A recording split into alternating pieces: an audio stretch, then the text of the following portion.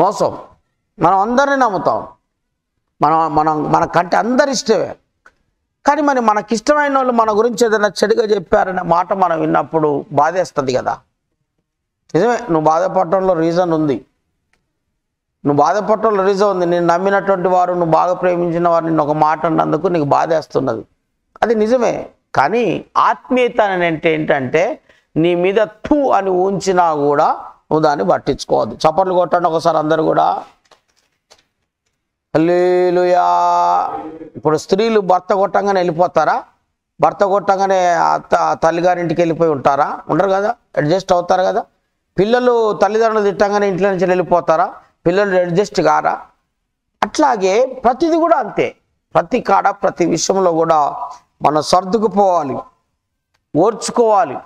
అప్పుడే మనము అంచెలంచెలుగా ఎంతైతే మనం తగ్గించుకుంటామో అంతగా మనం హెచ్చించబడతాం. ఈ చెప్పుడు మాటలు చాలా డేంజర్. ఈ చెప్పుడు మాటలు చాలా డేంజర్.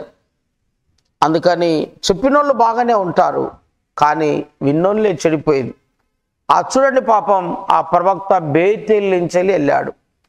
బేతేలు నుంచి వెళ్ళి రాజు దగ్గరికి వెళ్ళి, రాజా నీ దర్శనం కాదది, నువ్వు దేవుని పని నిన్నెవడు చేయమన్నాడే, నీ పని నువ్వు చేసుకోక, నీకు అంతగా ఉంటే నువ్వు దేవుని పని చేయాలనుకుంటే అవన్నీ వదిలేసి రా, దేవుని పని చేయి.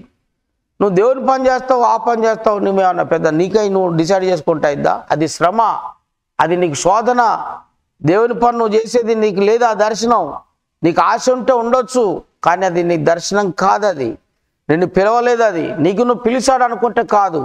దేవుడి పని అనేది నీది కాదది. అది నువ్వు అనుకుంటే కాదది. కాబట్టి నువ్వెందుకు ధూపం వేస్తున్నావు? ఆ ధూపం ఎవడేమన్నాడు నిన్ను? అది కరెక్ట్ కాదని ఈ ప్రవక్త ప్రవచనం చెప్తే ఆయన నన్ను అంటావా నువ్వు?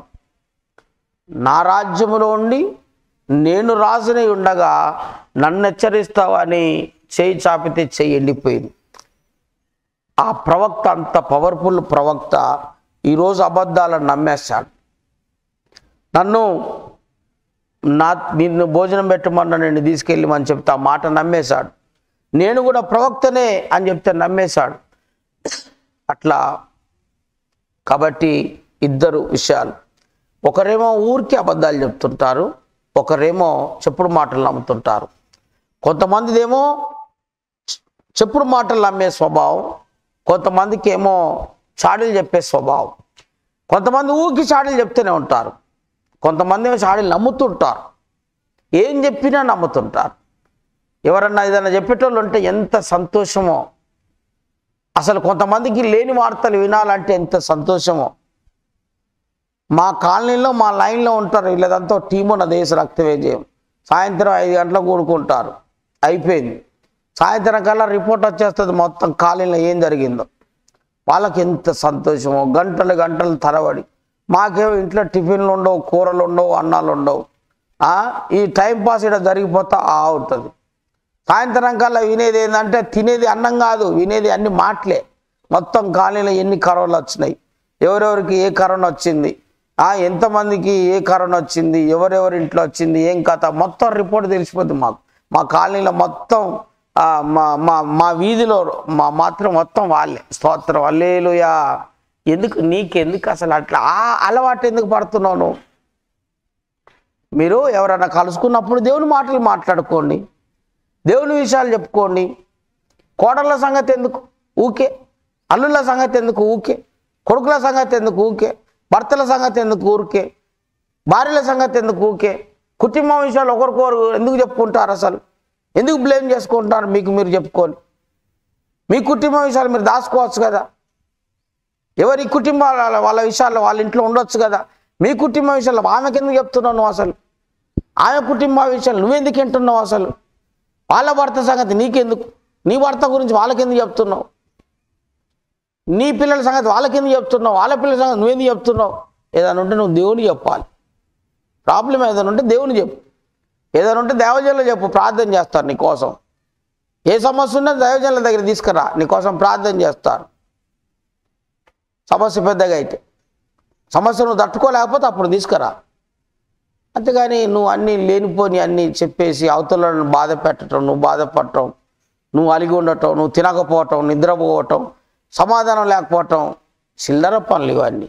ఏం చిల్లర పనులు ఇవన్నీ? ఏం ఆత్మీయత ఇది?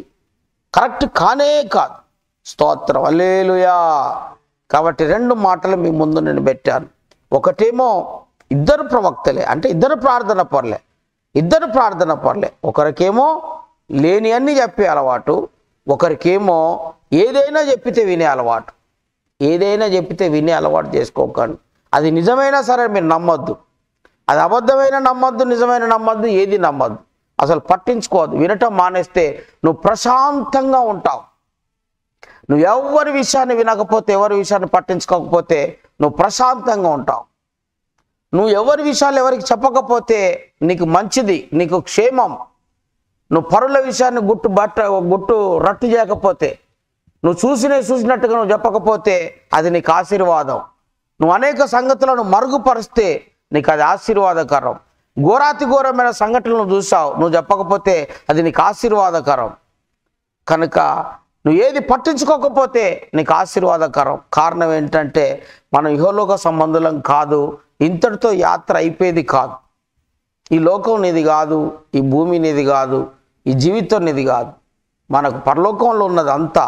కాబట్టి దాని మీద మనం నిత్యత్వం కలిగి ఉండాలని నేను మీకు గుర్తు చేస్తున్నాను.